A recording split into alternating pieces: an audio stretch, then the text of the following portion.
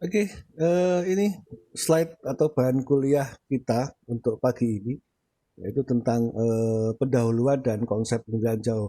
Akan saya bahas beberapa hal yang penting mungkin ya bagi Anda. Ini adalah refresh ya, dari mata kuliah penginderaan jauh yang sebelumnya Anda ambil di semester sebelumnya. Ya. Kita refresh dan nanti kita akan bahas lebih dalam tentang penginderaan jauh di penginderaan jauh 2 ini. Oke, pendahuluan dan mata kuliah di pendidikan jauh 2 ini adalah membahas tentang deskripsi teknik dasar pengolahan citra digital berdasarkan sensor optis dan radar. Jadi ada optis dan radar atau sensor pasif dan aktif ya. Sensor pasif nanti akan saya di awal semester dengan saya, dan yang sensor aktif atau radar nanti di setelah UTS atau di bagian kedua di semester ini yang akan diampu oleh Bapak Dr. Yudo ya. Jadi ada pembagiannya. Ya. Selain itu pada mata kuliah ini diperkenalkan berbagai pendekatan teknologi dan aplikasi penginderaan jauh terkini. Nanti pada perkenalan tentang berbagai pendekatan teknologi penginderaan jauh. Jadi pada PJ2 ini mungkin adalah lebih ke pemahaman nanti, pemahaman kembali lagi ke hal yang fundamental untuk memahami tentang apa sih pendidikan jauh itu ya, dan bagaimana akan melakukan mengaplikasikan dari teknologi ini ya.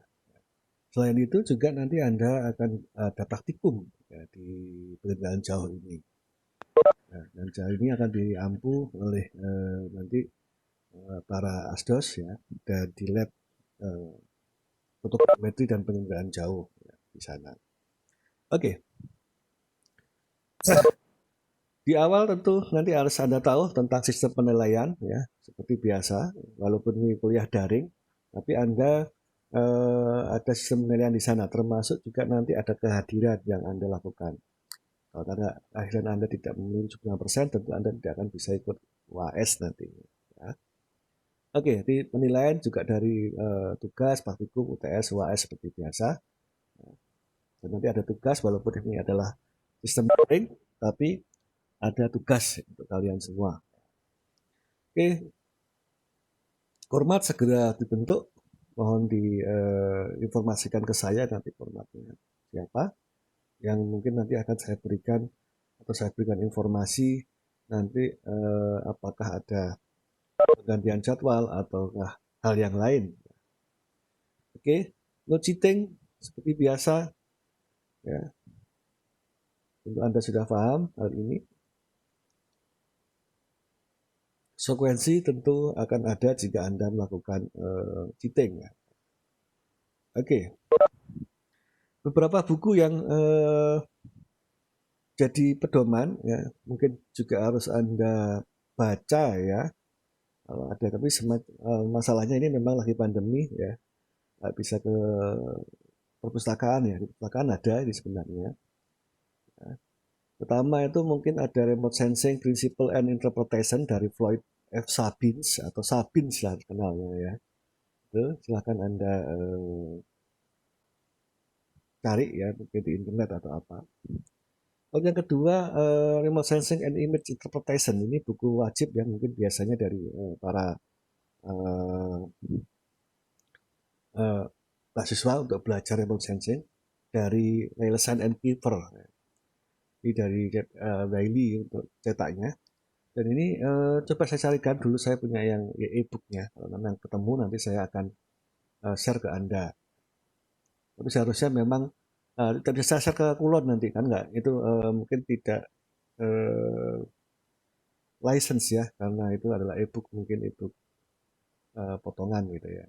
Tapi nanti coba kalau ketemu nanti saya share ke Anda. Lalu yang ketiga di bawah itu adalah Introduction to Remote Sensing and Geographic Information System. Ini e-book, ini nanti kalau memang ada saya share juga. Ini dari Departemen Geografi ya, ini dari luar negeri juga ini. di Lund University ya. Lalu yang dari Indonesia ini ada 2 contohnya, ini beberapa saja ya, bukan harus hanya ini, tapi banyak sekali yang menulis buku tentang remote sensing. Tetapi ini mungkin beberapa yang menjadi rujukan dasar. Nah, masih banyak lagi nanti tentang buku remote sensing. Yang tidak terbatas ini, mungkin ini adalah buku minimal yang mungkin bisa Anda baca-baca. Yang pertama dari Pak Profesor Dr. Sutanto, Pak Sutanto, ya. Ini ada metode penelitian jauh, silakan.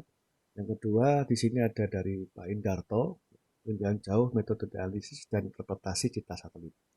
Ini mungkin bisa jadi bekal Anda untuk mempelajari tentang remote sensing. Memang tidak semua yang isi dari buku ini akan dibahas di remote sensing atau penelitian jauh 1-2 ini.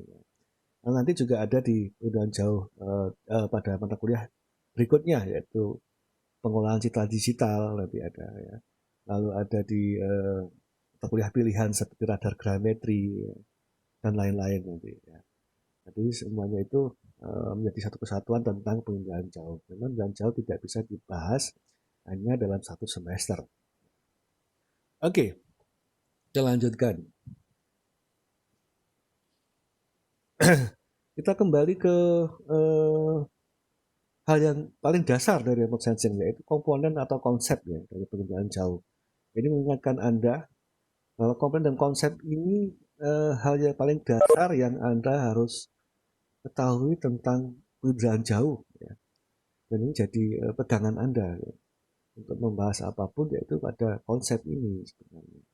Konsep ini jangan sampai dilupakan. Oke, seperti apa sih konsepnya? Hanya ini sebenarnya. Ada gambar yang diilustrasikan di gambar itu. Itu remote sensing ya.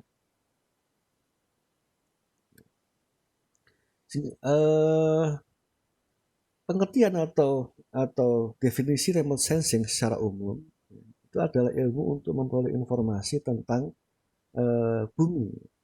Sekarang bukan hanya bumi sebenarnya, tentang apapun ya, di terestrial ya.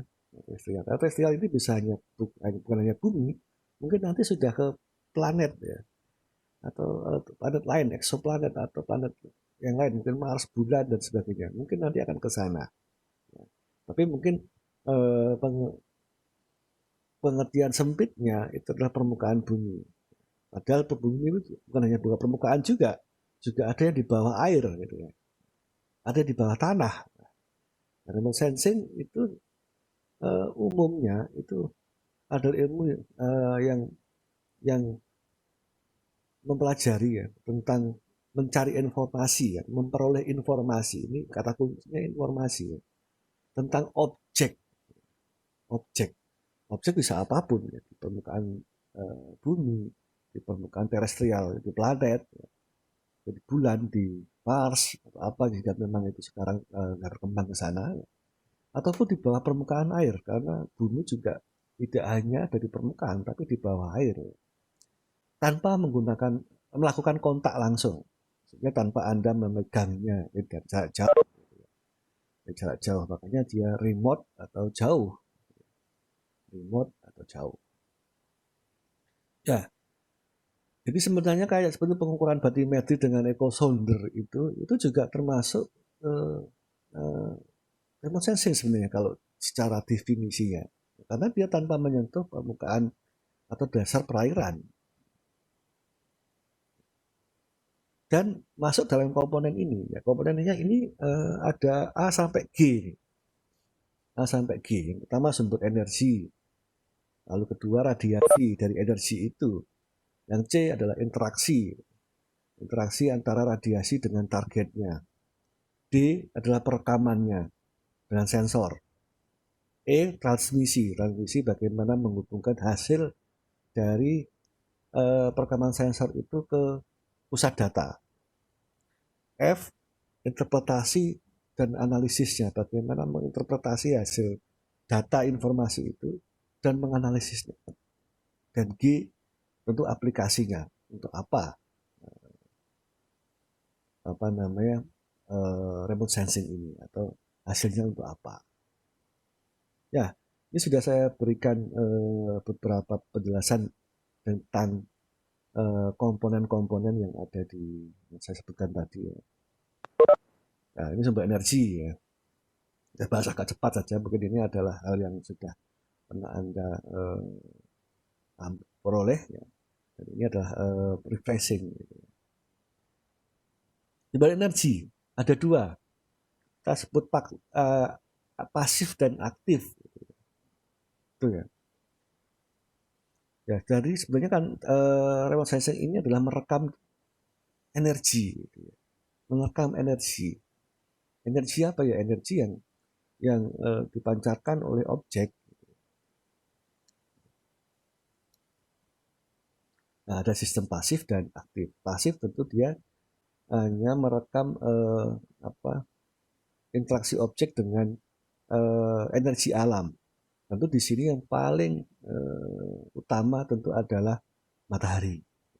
Matahari adalah sebagai sumber energi di alam kita, di bumi kita, dengan berbagai energinya yang bisa kita sensing. Dan energi itu ternyata mempunyai interaksi yang berbeda-beda terhadap objek. Oke, lanjut ya. Nah, energi apa sih itu yang tadi dibilang energi-energi itu? Sebenarnya itu adalah radiasi ya, radiasi gelombang elektromagnetik. Radiasi.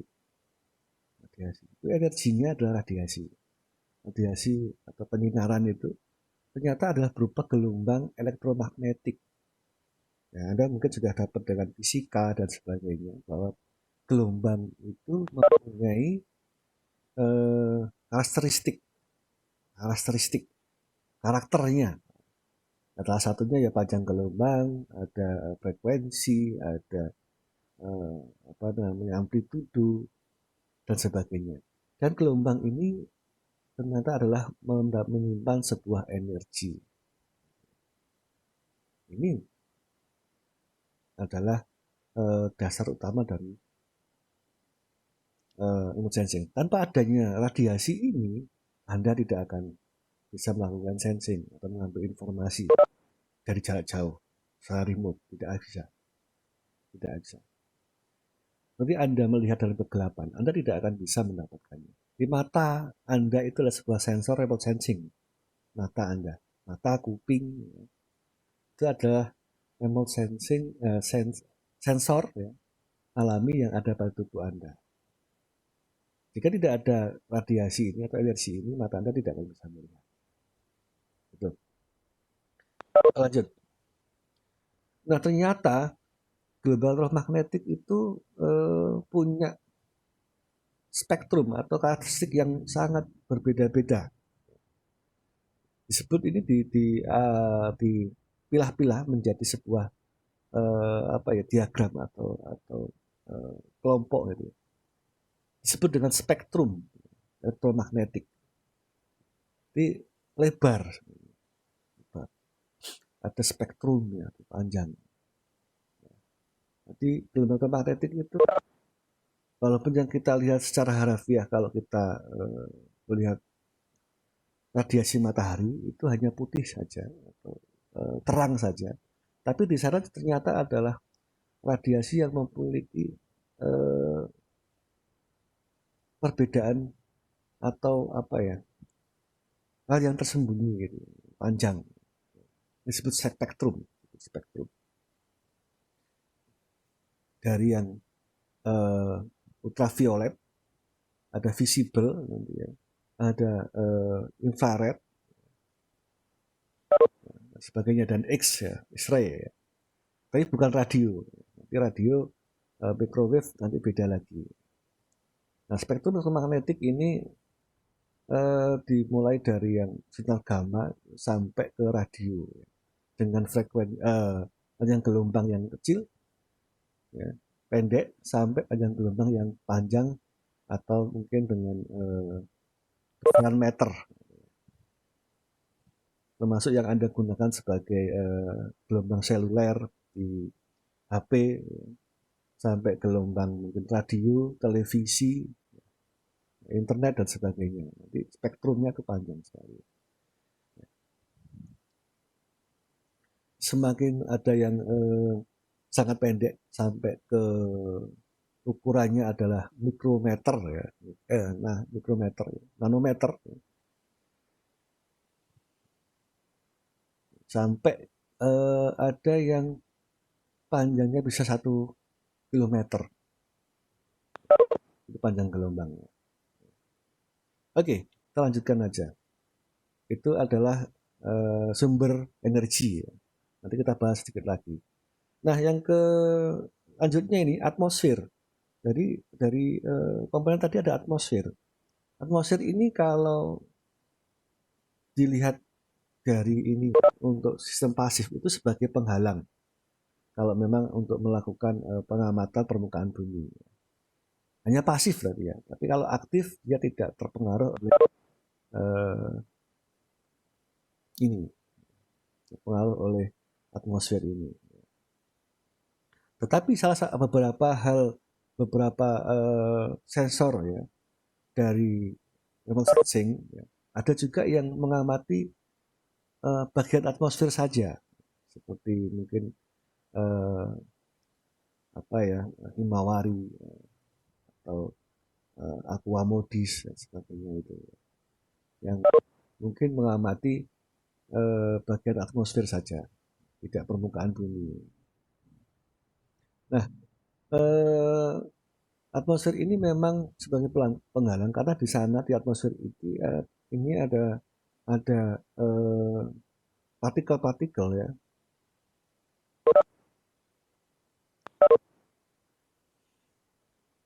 yang membuat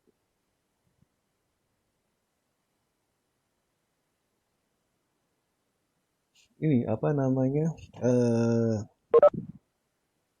gelombang magnetik itu jadi terhalang, yaitu ada hamburan dan resapan atau absorpsi ya.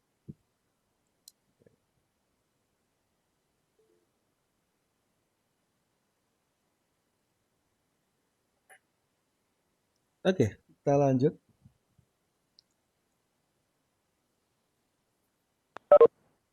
Nah, yang membuat atmosfer itu sebagai penghalang memang adalah salah satunya ada yang namanya atmosfer windows.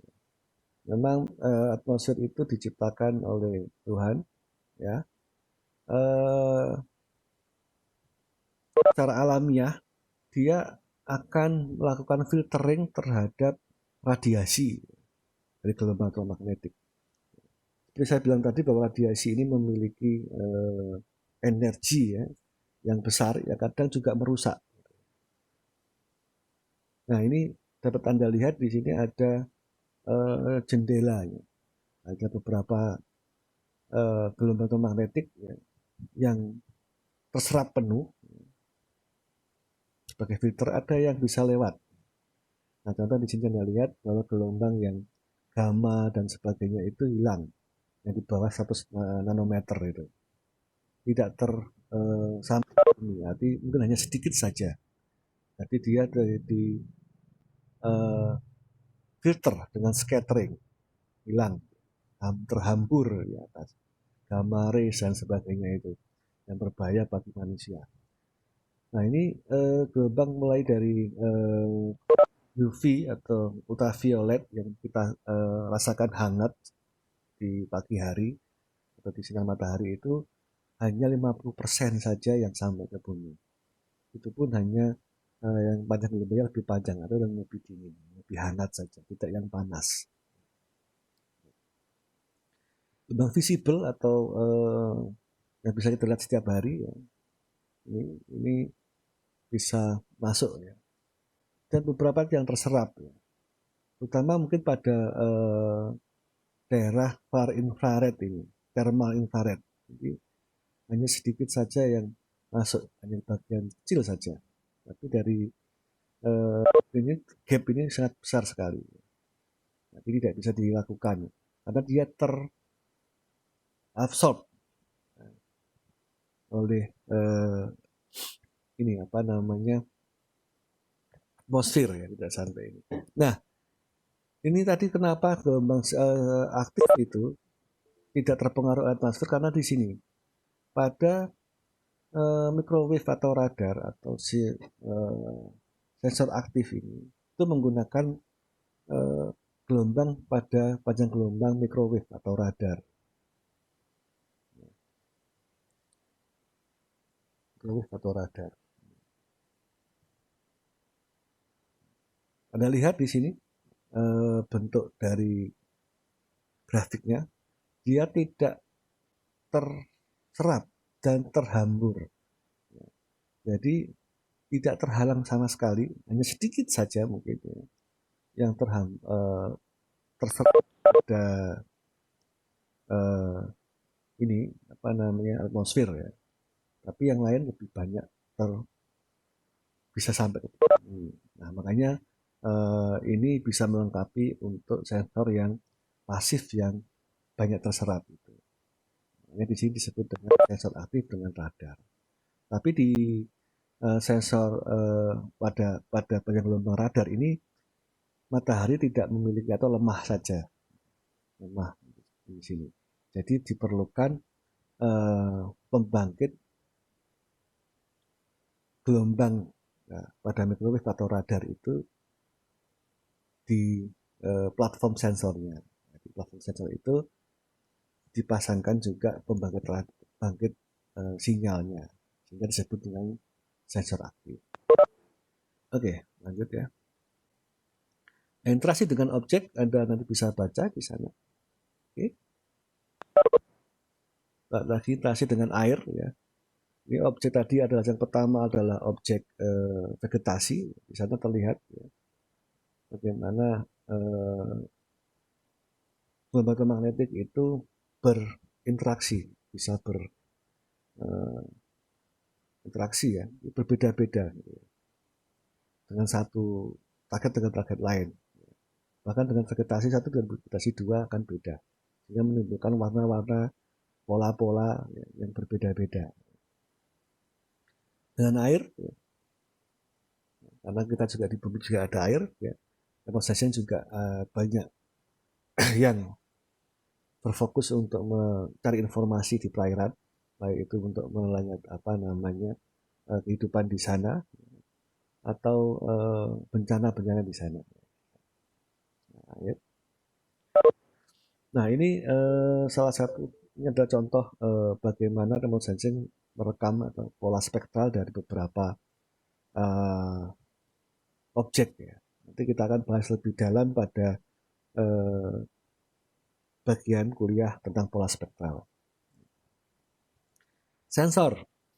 Nah, ini salah satu juga yang dari komponen, yaitu sensornya itu sendiri, rekam itu sendiri. Itu juga perlu diperhatikan. Nah, sensor ini secara perekaman prosesnya itu dibagi dua, yaitu fotografik dan elektromagnetik. Sekarang mungkin lebih berkembang ya elektromagnetik ya, terutama untuk yang satelit-satelit itu. Ini bentuknya scanning dari berbagai macam spektrum elektromagnetik ya. Dari spektrum ultraviolet sampai ke microwave. Nih, nah fotografik mungkin lebih banyak pada fotogrametri, mungkin sekarang drone gitu ya, fotografik. Dan drone juga sekarang sudah berkembang juga, jadi sudah ada yang pakai sensor elektromagnetik. Oke, kita lanjutkan.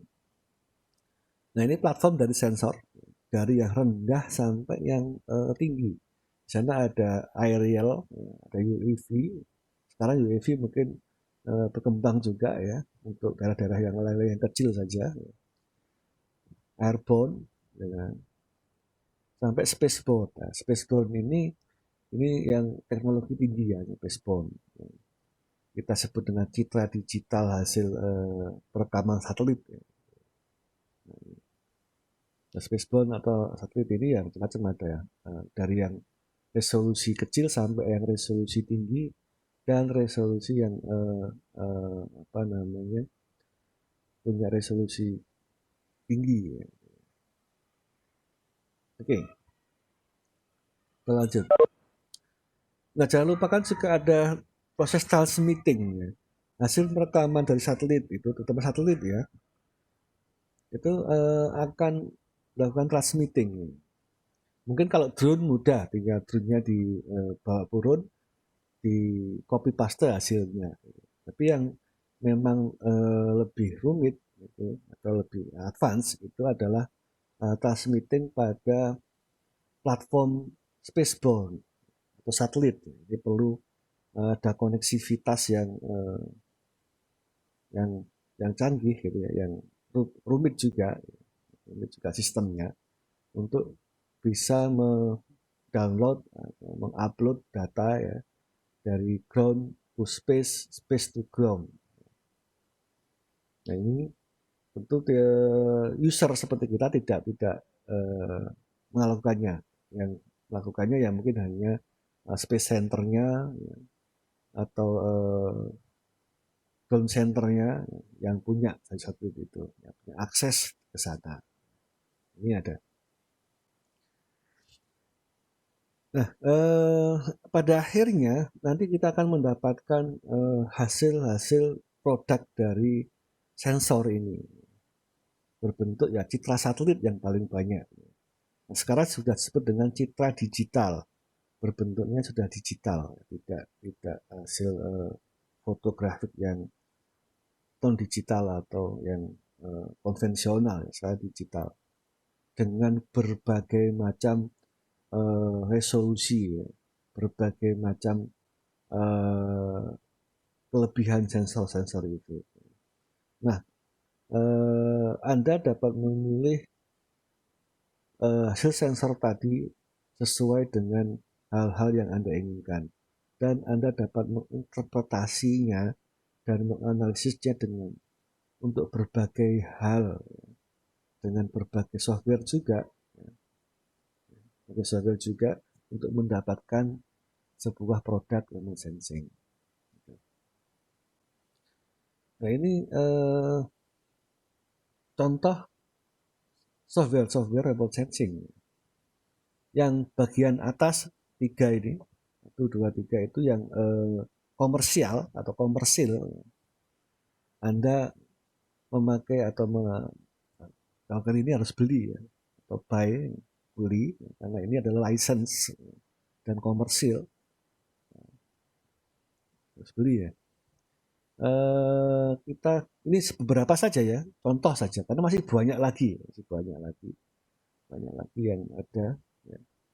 Dan tentunya juga ada yang bersinggungan atau satu paket dengan program fotogrametri, ada yang satu paket atau jadi satu kolaborasi dengan program software GIS, jadi remote sensing GIS, ada yang fotogrametri remote sensing, ada yang bahkan tiga-tiganya fotogrametri remote sensing GIS ya, seperti mungkin Cerdas Imaging ya, mungkin ya.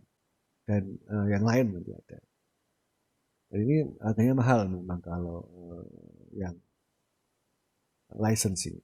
Tapi sekarang juga berkembang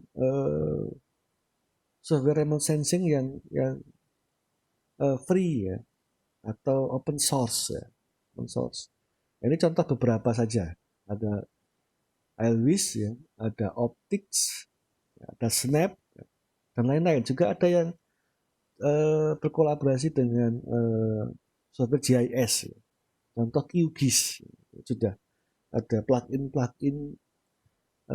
Gidal ya, atau remote sensing yang plug-in di dalamnya.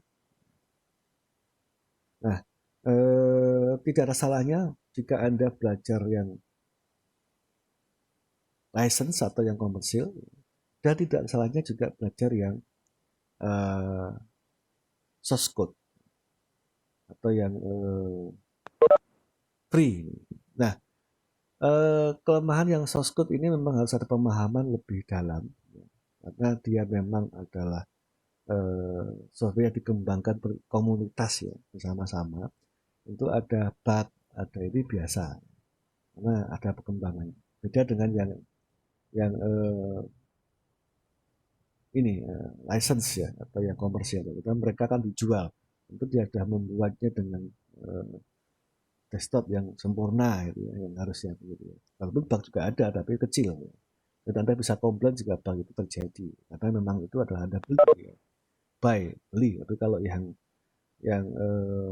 gratis ini atau yang open source ya, Anda bisa melakukan uh, komunikasi dalam komunitas itu jika menemukan bug atau menemukan hal-hal yang tidak benar, dan Anda juga bisa berkontribusi bahkan untuk bisa membuat plugin atau mungkin software atau apa namanya, source code yang bisa ditambahkan untuk melengkapi pada software open source ini. Nah, tidak salahnya jika Anda belajar juga yang open source. Nah, silahkan Anda bandingkan dengan yang komersial ini. Memang effortnya lebih kalau Anda belajar yang open source, seperti mungkin Anda ArcGIS dengan QGIS. Tapi tidak kalah juga isinya. Silahkan Anda belajar tidak hanya yang ini apa namanya license atau komersil. Oke, lanjutnya. Aplikasi banyak sekali ya, ratusan ribuan ya bahkan ya, untuk apapun, bidang apapun. Dan sekarang mungkin aplikasi remote sensing bukan hanya untuk pemetaan saja ya, mungkin bisa sampai yang lebih ke sosial gitu ya, bisa lebih ke sosial gitu. Remote sensing sekarang menjadi ilmu yang apa ya, umum atau ilmu yang bukan umum sih, universal. Kan banyak sekali disiplin ilmu yang mempelajari tentang remote sensing, bukan hanya geodesi. Geodesi memang mungkin akan lebih firm atau lebih kuat pada pemetaannya, karena kita sudah belajar bagaimana membuat peta yang baik dan benar.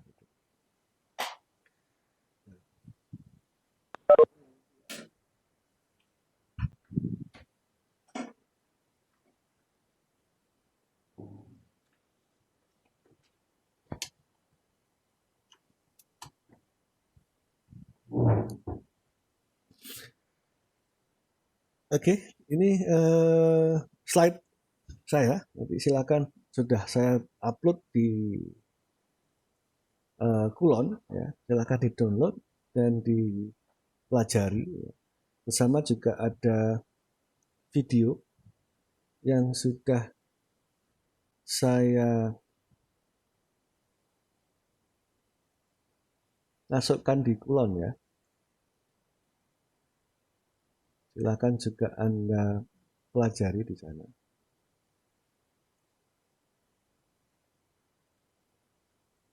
Sebagai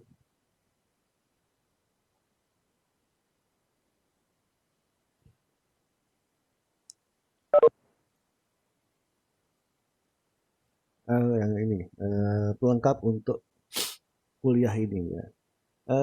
Saya tidak akan banyak sekali atau panjang sekali di dalam melakukan conference, nanti juga menghemat kuota Anda semuanya. Ya. Karena conference juga mengambil banyak hal ya tentang ini sebagai pelengkap saja, dan Anda bisa belajar di sini.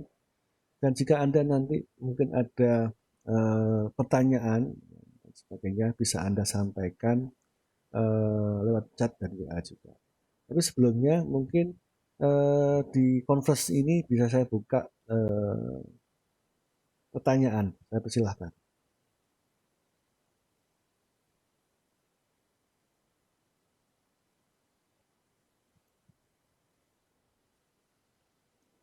Silakan jika ada pertanyaan.